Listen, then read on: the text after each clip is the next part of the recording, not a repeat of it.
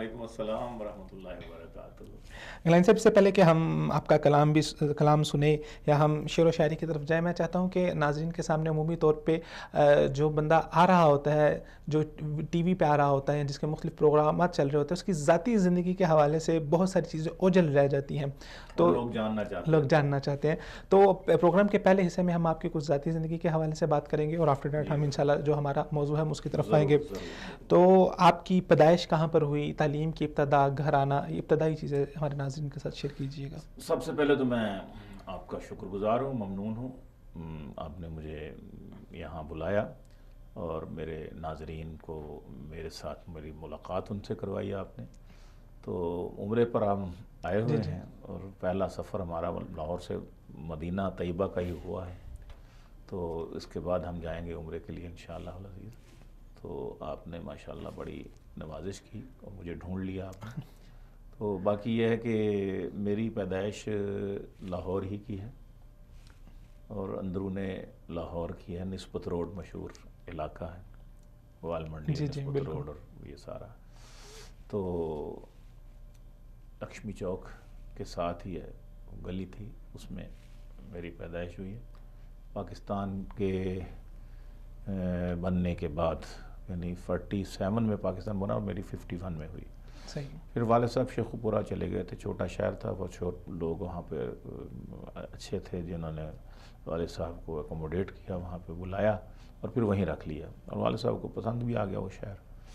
تو بھی وہیں رہے۔ میری گریجویشن بھی وہیں ہوئی ہے۔ پھر میں نے ایم اے پنجابی کے لیے اورینٹل کالج کا انتخاب کیا تھا، تو اس کے بعد پھر شعر و شاعری تو گھر میں تھی، والد صاحب الحمدللہ والد صاحب کا بھی ذوق جی بر صغیر کے مشہور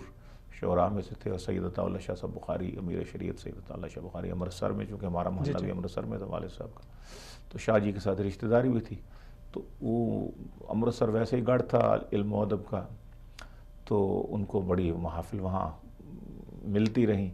اور مواقع ملتے رہے، تو پھر وہ ان کی شہرت جو تھی پارٹیشن سے پہلے ہندوستان میں ہو چکی تھی والد صاحب، پاکستان بننے کے بعد اس کا ان کو پریویلیج ملا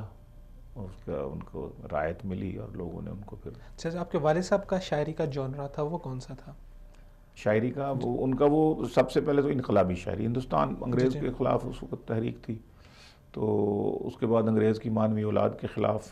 پھر ان کا قلم جو تھا وہ چلتا رہا، ان کی زبان اور قلم دونوں نے ماشاءاللہ، اور پھر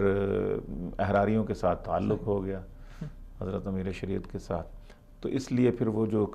آزادی حریت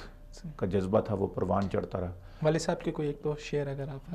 پیش کریں۔ والد صاحب کے شعر تو مجھے کافی یاد ہیں، تو ان کا مشہور شعر ہے، مثلا دیکھ لیجئے گا کہ پیاسی زمیں ہے موسم باراں تو آئے گا، حبس اتنا بڑھ گیا ہے کہ طوفان تو آئے گا، کیا بات ہے، قاتل پھرے گا کوچہ و بازار میں اگر، لوگوں کو یاد خون شہیداں تو آئے گا، کیا بات ہے، میں نے اسی لیے بھری بستی میں دی اذان، مسجد میں کوئی مرد مسلمان تو آئے گا۔ کیا بات ہے، ماشاءاللہ ان کے بڑا انقلابی کلام ہوتا تھا، کافی سارے مجموعے ان کے کلام کے، پھر نعت کے، پھر انقلابی نظموں کے، نظریاتی نظموں کے،